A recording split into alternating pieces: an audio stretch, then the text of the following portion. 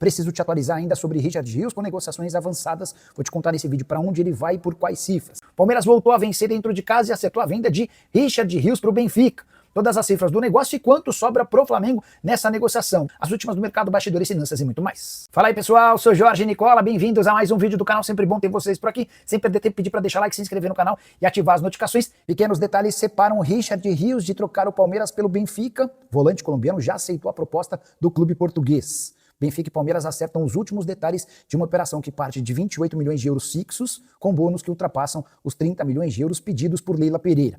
Aí você deve estar se perguntando, mas Nicola, o Zenit não havia feito uma oferta de 30 milhões de euros fixos ao Palmeiras? Sim, mas o Richard Rios colocou na cabeça que não quer se mudar para a Rússia, porque vai ficar fora, por exemplo, de competições europeias e ele não quer perder essa oportunidade. Diante desse cenário, e com uma proposta para ele bem atrativa do Benfica, 5 temporadas e um salário bem mais alto do que seu atual, o Richard já aceitou as condições do negócio e um diretor de futebol do Benfica é aguardado nas próximas horas para acertar os detalhes finais com o Palmeiras. Só para arrematar, é importante lembrar que o Benfica se sentiu na obrigação de contratar o Richard Rios, mesmo com valores altos, depois de perder o Thiago Almada para o Atlético de Madrid, havia uma negociação bastante avançada, e depois também de que um turco chamado Koşku trocou o Benfica pelo Besiktas. Operação super bem sucedida, Palmeiras compra o jogador por 7 milhões e meio de reais e o vende por quase 190 milhões. Saideira do Verdão, Leila Pereira foi convencida, ainda que momentaneamente, a desistir da ideia de um terceiro mandato.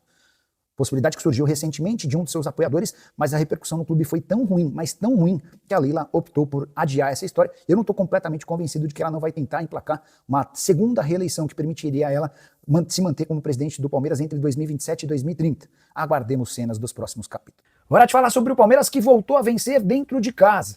E a vitória era fundamental, até porque com os 3 pontos diante do Atlético Mineiro, graças à vitória por 3-2, o Palmeiras tem só a 17ª melhor campanha dentro de casa no Brasileirão. Foi até conferir direito essa história, porque o número é assustador. Foram 11 pontos conquistados em 21 possíveis. Algo que contrasta com o histórico do Palmeiras sempre muito forte na condição de mandante. Nas últimas 2 partidas dentro de casa, empate com o Mirassol e derrota para o Flamengo. O Palmeiras que também já colecionou outros tropeços em seu estádio nesse Campeonato Brasileiro. A vitória por 3-2 contra o Galo foi merecida. O Palmeiras foi quase sempre o melhor do que o rival. Lucas Evangelista abriu o placar, Hulk empatou em cobrança de falta, muito bonita. O Vitor Roque ia marcando o segundo gol, mas o Júnior Alonso apareceu para marcar gol contra, 2-1 para o Palmeiras. Verdão fez 3-1 em uma roubada do Vitor Roque, tocou para o Facundo Torres, que rolou para o Maurício, e o Hulk, em nova cobrança de falta, fez 3-2. Observação importante, o Hulk quase marcou seu 3º gol de falta no último lance da partida. Importante destacar também que Vitor Roque conseguiu, enfim, deixar uma boa impressão e foi bastante aplaudido pelo torcedor com a substituição. Só para completar, dizia que o Palmeiras tem a 17ª melhor campanha dentro de casa. Só a Fortaleza, Santos e Sport tem campanhas piores como mandante do que o Verdão. Resultado de vitória contra o Atlético levou o Palmeiras para o 4º lugar na classificação, 26 pontos conquistados, atrás do Red Bull Bragantino com 27, do Flamengo que ainda está em campo, mas começou a rodada com 27 e do Cruzeiro com 33. Boa noite. Abel, Palmeiras domina o Atlético Mineiro do primeiro ao último minuto, todas as ações, todas as jogadas, não oferece a bola lateral para o Scarpa, nem escanteio, né? E quem vê o jogo fala, nossa, 3-2 foi um jogo onde o Palmeiras, sofreu. Não querendo falar dele porque ele não está aqui, mas até a própria saída do Estevão. Hoje eu vi que o Palmeiras foi um time muito coletivo. Todos participaram. Ficou até difícil de escolher o melhor em campo. E quanto peso tira o Vitor Roque, aquela ansiedade que ele ajuda o Palmeiras a marcar o gol? Parabéns pela vitória. Olha, obrigado pela pergunta. Primeiro eu gostava de agradecer aos nossos torcedores pelo apoio, depois do mau jogo que fizemos no último jogo. Não foi um bom jogo, eu assumi-o aqui e disse-vos, e vou voltar a repetir, temos que continuar a trabalhar, há muito espaço para melhorar estes jogadores, são jogadores, o Sousa que chegou agora, estava de férias, está connosco, nos vai ajudar.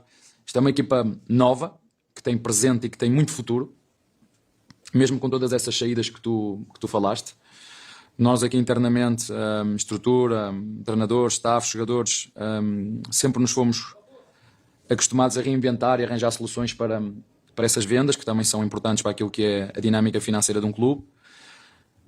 Mas tenho que concordar contigo, tivemos uma conversa com os jogadores, fizemos uma análise ao jogo que fizemos no último jogo. O maior professor que eu tenho é o jogo, com quem eu mais aprendo é através do jogo e daquilo que são as nossas dinâmicas. Não tirando mérito ao Mirassol, que eu acho que é uma equipa que está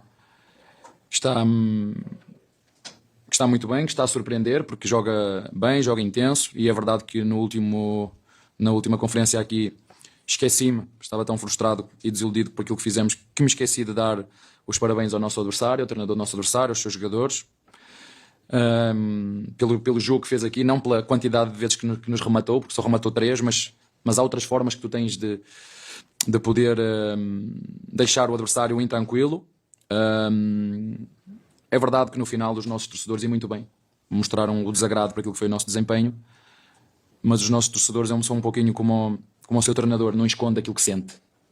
E tenho a certeza que hoje os nossos torcedores sentiram um orgulho, disse-vos aqui, que aqueles primeiros 15 minutos que nós já fizemos aqui várias vezes que iam voltar, foi isso que vocês viram, foi isso que os jogadores fizeram, mas temos muito ainda para trabalhar, temos muito para melhorar, como eu te disse, uma equipa com presente e com futuro, mas a verdade é que o futebol é tão mágico, que este jogo podia ter acabado 3-3, né? E depois iam dizer, é péssimo jogo e não sei o quê, mas o futebol é assim. Eu, na minha opinião, dos melhores jogos que fizemos em casa este ano, quer com bola, pela dinâmica, e sabíamos que o nosso adversário fazia um encaixe com marcação e uma sobra, e nós tivemos muita dinâmica, criámos dinâmicas novas, essa também é a minha função. Eu tenho poucas pessoas sabem, agradeço as palavras do Cuca, ele chamou-me guri, eu disse, olha que eu sou, mas é verdade, quando me comparo com ele, realmente sou guri, mas eu tenho quase 700 jogos feitos na minha carreira, e pouca gente sabe disso. Portanto, eu tenho muita asneira feita, e algumas coisas que fiz boas, e portanto estou aqui para dar o meu melhor para ajudar o Palmeiras a ganhar, que é isso que todos queremos. Abel, tudo bem? Boa noite. Treinador brasileiro, né, no caso que trabalha aqui no Brasil, vive essa sensação de eterna remontada, né? Toda hora sai um jogador, ainda mais um clube como o Palmeiras, você viveu agora com o Estevão, e tá perdendo o Rios, né? Um cara que cresceu muito nesses 2 anos, uma posição que, olhando no mercado, é difícil você encontrar um jogador que já tem um encaixe. Então vai ser mais uma remontada, e como é que você entende essa dinâmica? Espera jogador ou tem peça aqui para esse momento? Não, olha, tivemos a conversa os três, a Lela e eu, o Barros, e eu sempre digo ao Barros isso, sobretudo ao Barros, que é o responsável pelas compras, que sempre que nós conseguirmos antecipar uma compra para prever uma venda, é ótimo, como foi o caso do Lucas Evangelista. Nós sabíamos internamente, eu sabia, a Lela sabia, e o Barros sabia, que o Rios ia sair, nós sabíamos disso. Já vos falei que o nosso clube, não queria entrar por esse lado, porque eu acho que o Barros deu uma entrevista e acho que a entrevista que deu, não sei se ela já saiu ou não, mas tive uma conversa com ele onde ele esclarece tudo, aquilo que é a dinâmica de um clube. E sempre que eu conseguir, ou que nós conseguirmos que o jogador chegue primeiro do que a venda, tanto melhor, porque hoje vimos o Rio saiu e não se notou tanto, porque o Lucas Evangelista, para além de ser brasileiro, para além de conhecer o campeonato brasileiro, já está connosco já há bastante tempo, o que ajuda muito naquilo que é a adaptação, e portanto não foi muito difícil a reposição. Agora, vamos à procura, se conseguirmos de uma reposição, dentro daquilo que são os nossos padrões. Se vier tudo bem, se não vier vamos arranjar solução internamente, mas só para completar um bocadinho daquilo que tu disseste, desde que nós chegamos aqui, esta eu acho que é a 4ª ou 5ª venda acima dos 30 milhões que fazemos, e sempre nos vieram buscar aqui os melhores jogadores da nossa equipa, Hendrick, enfim, Estevão e outros que vieram aqui buscar, e nós sempre arranjamos soluções internamente, eu, a Lela, o Barros, e é isso que vamos continuar a fazer. Claro que queremos ganhar sempre, queremos ganhar todos os jogos, mas não vai ser possível, mas a atitude e a imagem tem que ser esta. Somos o Palmeiras e a ganhar ou a perder tem que ser com esta imagem. Eu se chegasse aqui hoje com o empate, porque podia ter acontecido, ia ficar triste pelo resultado, mas orgulhoso porque vi a minha equipa, vi os meus jogadores, e foi isso que os torcedores sentiram, e foi isso que eu senti, e eu também sou muito transparente com aquilo que são os meus sentimentos. Abel, boa noite. Gustavo Soler, da Rádio Bandeirantes. O Rios foi a 5ª venda mais cara da história do Palmeiras, acima dos 30, e o primeiro não formado na base do Palmeiras a sair por este valor. E o que muda na dinâmica daquilo que ele te entregava para o que o Lucas Evangelista vai te entregar? E uma segunda, na última coletiva você falou, né, sobre o Vitor Roque jogar, né, às vezes com 50 quilos nas costas, e hoje um Vitor Roque com muita pegada, tanto que o terceiro gol sai exatamente de uma pressão muito rápida dele. O quanto que, às vezes, a falta dele aparecer marcando o gol compensa também em momentos como esse de entrega total ao time? Olha, eu volto a referir, eu sei que poucos de vocês reparam e se calhar nem interessa falar, mas vocês sabem qual era a nossa frente de ataque, que média de idade tinha quando jogámos contra o Chelsea, não? Sabem qual era a média de idades da frente de ataque? Não, deixo só para vocês pensarem. Uma das minhas funções como treinador é exatamente essa que aconteceu com o Rios. É pegar num jogador que vale 100, ou vale 6 milhões ou 7 milhões de euros, e transformá-lo num jogador 6 milhões de reais, e transformá-lo num jogador de 30 milhões de reais. é pegarem jogadores da base, que têm o valor de mercado, e depois poder vender por um zagueiro por 35 milhões. Essa também é a minha função. Quando me contrataram, não foi só para ganhar títulos. Foi para valorizar o clube, para valorizar a marca do clube, para ganhar títulos também, mas isto também faz parte do meu trabalho. A valorização do futebol, a valorização do clube, e se possível ganhar títulos, porque nós não competimos para títulos sozinhos. E o Roque vem dentro desse quadro, porque já falei várias vezes, e ele não tem que ter problema nenhum, nem ele nem ninguém. Quando nós às vezes temos experiências, vamos para fora e as coisas não nos correm como nós queremos, a primeira coisa que nós devemos fazer é assumir: não estamos bem, não estou bem. Então vamos trabalhar em cima disso, perceber quais são os pontos que este jogador precisa de ser tocado, e as melhoras não é de um dia, não é de ontem para hoje. É só vocês fazerem um esforço e imaginar: este jogador tem 20 anos, quando este jogador tiver 24 ou 25, seguramente vai ser uma máquina. Agora vamos precisar de tempo, coisa que não é aqui em todo lado. Hoje não há tempo para nada. Hoje queremos tudo para ontem. E nós estamos a tentar tocar nos botõezinhos dele. Eu acho que ele é um jogador que joga melhor quando está com raiva. Entendem? Quando está com raiva, com essa pegada que vocês... E ele tem que perceber o que é que lhe dá energia para chegar dentro do campo e aos pouquinhos tirando o máximo dele. E quando assim é, como foi o caso 2, a torcida reconhece. A torcida reconhece quando nós falhamos, a torcida reconhece quando o treinador não faz as coisas bem feitas, mas a torcida também reconhece quando nós fazemos as coisas como tem que ser. E quando não sair na inspiração, tem que sair na transpiração. Claro que nós queremos juntar as duas e vamos ajudá-lo como sempre fizemos. Como te disse, eu sei que pouca gente esteve atenta, mas ninguém viu quem era a frente de ataque e que média de idades tinha a frente de ataque. Não é? Aliás, eu até dizia, tirando os goleiros, comparem a média de idades das duas equipas. Em relação ao Lucas e ao Rios, eu já vos disse também várias vezes, para aqueles que são mais atentos, que cada jogador nos dá coisas diferentes. Eu posso querer jogar com um jogador que pressione na frente, mas se ele não tiver explosividade, ele não vai pressionar na frente. Eu posso jogar com um jogador explosivo no meio campo, forte, agressivo e de transporte, como é o Rios. Mas eu, se pedir ao Lucas para fazer de Rios, ele não vai fazer de Rios, ele vai nos dar outras valências. Ele tem um jogo mais pausado, tem um jogo mais rendilhado, tem um jogo mais linkado. O Rios é um jogador mais de transporte, mais de chegar. Aquelas arrancadas, toda a gente fica impressionado que ele faz. Foi isso que fez com que ele, também com o trabalho que nós tivemos com ele aqui e ele próprio esteve, fizesse com que ele chegasse à seleção. Fomos buscá-lo ao Guarani, chegasse à seleção, atingisse os níveis que atingiu, foi ao Mundial e foi um jogador que se destacou. E logicamente qualquer equipa, com dinheiro, claro, ele só teve que escolher o que o clube queria, que não faltavam clubes que o queriam. Portanto, saiu o Rios, temos o Lucas. O Lucas é um jogador que nós também conhecemos muito bem, vocês também o conhecem, é um capitão, é um líder, já tinha isso no Bragantino, sempre ficou de fora, sempre trabalhou e se preparou. Eu costumo dizer isso aos jogadores, que quem semeia todos os dias, mais cedo ou mais tarde, colhe. Hoje foi a oportunidade dele. Hoje de manhã ele nem sabia se ia jogar ou não.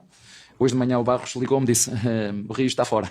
Às 10h30 que foi a ativação, ele ligou-me 10h30. Estou a dizer ao João: os 11 que vão iniciar são estes. O Rios estava, toca-me o telefone e disse: olha, afinal já não é o Rios, é o Lucas. Fico feliz, acima de tudo, por ver recompensado um jogador que chegou aqui e fez connosco 3-4 jogos, não mais do que isso, e hoje fez um golo. Dá-nos outras coisas, nem é melhor nem é pior, dá-nos outras coisas, que nós também precisamos.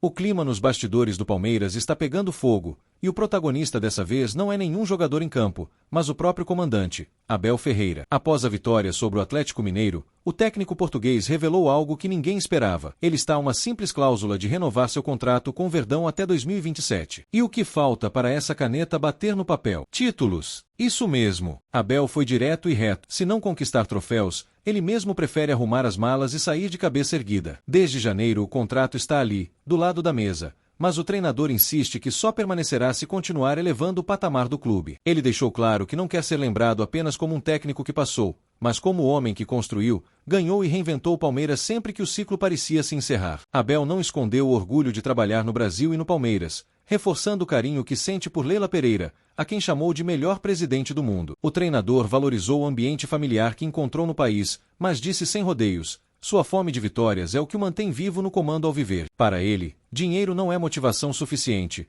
O que importa é o brilho das taças levantadas e o crescimento dos jogadores, principalmente os da base. E para garantir isso, exigiu uma cláusula inusitada. Se o Verdão não levantar nenhuma taça em 2025, o contrato pode ser encerrado sem ônus para nenhuma das partes. É ou não é um pacto de honra? Um compromisso firmado com a vitória, não com o conforto. E não parou por aí. Abel também comentou sobre o empate frustrante contra o Mirassol e a recuperação diante do Atlético Mineiro, destacando o trabalho árduo nos bastidores para corrigir os erros. Ele reconheceu o descontentamento da torcida e garantiu que o time ainda tem muito a evoluir. Segundo o comandante, o Palmeiras está se reinventando diante das saídas e contratações recentes, como a chegada de Sosa, que promete reforçar o elenco. Para Abel, cada partida é um laboratório, Cada erro, uma lição, e cada vitória, um degrau rumo à excelência. O torcedor pode esperar. Enquanto houver títulos a conquistar, Abel continua firme. Mas se o brilho das taças apagar, o próprio técnico já avisou, a porta está aberta para sua saída.